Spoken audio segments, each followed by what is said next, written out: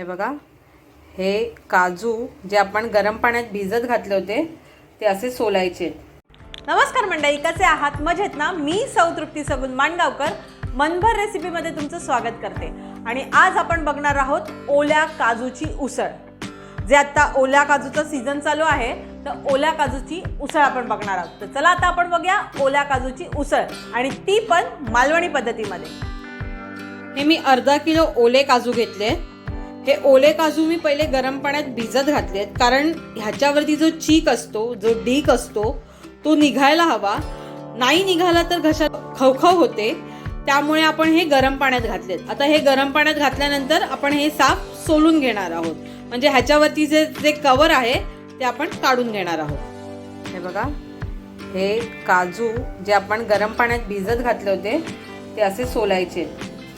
हे बघा, हे असे पूर्ण सोलून घ्यायचे, वरचं कवर पूर्ण काढून घ्यायचं।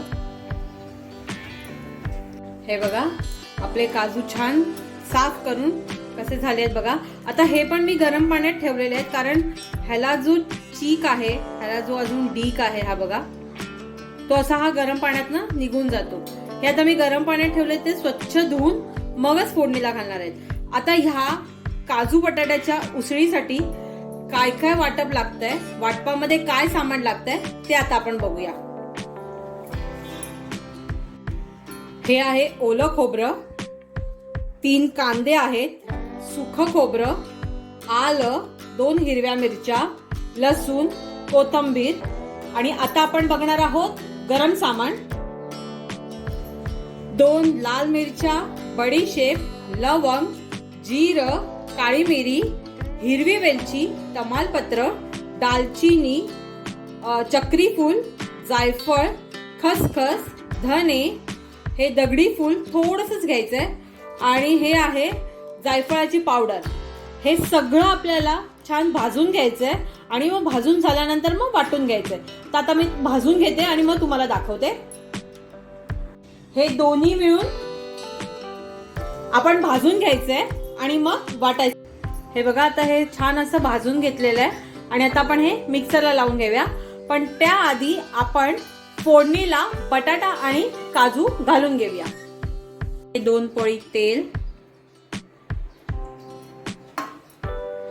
तापायला द्यायचंय छान, आणि आता आपलं तेल तापलेलं आहे। कांदा घालून घेऊया। एक बारीक चिरलेला कांदा घ्यायचा आहे, आणि आता तो छान गुलाबी होईपर्यंत परतायचा। कांदा आपला छान लाल झालेला आहे। आता आपण ह्यात घालणार आहोत पाव चमचा हळद, पाव चमचा हिंग, मोठे 1.5 चमचा मालवणी मसाला, आणि हे छान मसाला ह्या तेलात परतून घ्यायचंय। ह्यात घालणार आहोत हे बटाटी घालायची आहे। नुसती काजूची भाजी छान नाही लागत, त्यामुळे थोडे बटाटे हवी। परतून घेणार आहोत, म्हणजे या बटाट्यांना छान मसाला लावून घेणार आहोत।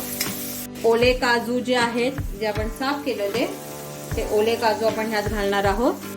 हे बघा, आता हे छान आपण सगळं एकत्र करून घेणार आहोत, म्हणजे ह्या काजूला पण छान मसाला लागला पाहिजे। गॅसची फ्लेम स्लोच ठेवायची आहे। आता आपल्याला हे काजू आणि बटाटी वाफेवरती शिजवायचे, पण त्याआधी आपण त्याच्यात थोडंसं गरम पाणी घालणार आहोत, कारण बटाटे आणि थोडं काजू छान शिजायला हवे म्हणून। आणि हे एकत्र करूया, आणि त्यानंतर आपण यात घालणार आहोत थोडंसं मीठ, म्हणजे काजू आणि बटाट्याला लागेल एवढंच मीठ घालायचंय। आणि आता आपण ह्याला 5 मिनिटाची वाफ काढूया, म्हणजे आपले बटाटे आणि काजू शिजायला ठेवूया। 5 मिनिटं झालेत, आपण हे झाकण काढून बघूया। झाकणावरचं पाणी पण कमी झालंय, आणि आता आपण हे एकत्र करून बघूया। बटाटी थोडी शिजलीत, अजून थोडी बाकी आहेत। हे बघा,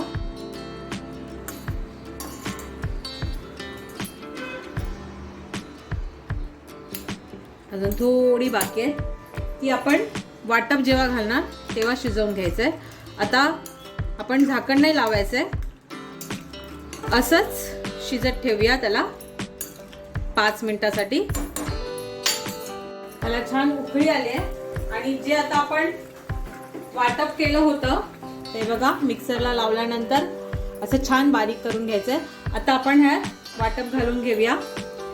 तुम्हाला जेवढं घट्ट हवंय किंवा किती पातळ हवंय त्याच्यावरती वाटप घालायचं आहे.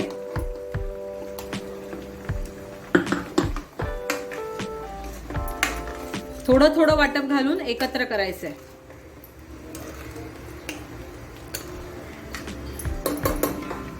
आता आपण हे पूर्णच वाटप त्यात घालून घेऊया.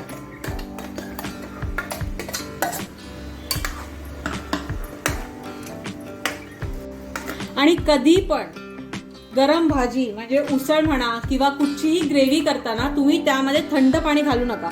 थंड पाणी घातलं तर ग्रेव्हीची म्हणा किंवा उसळीची पूर्णपणे चव निघून जाते. त्यामुळे आपण ह्याच्यात गरमच पाणी घालायचंय.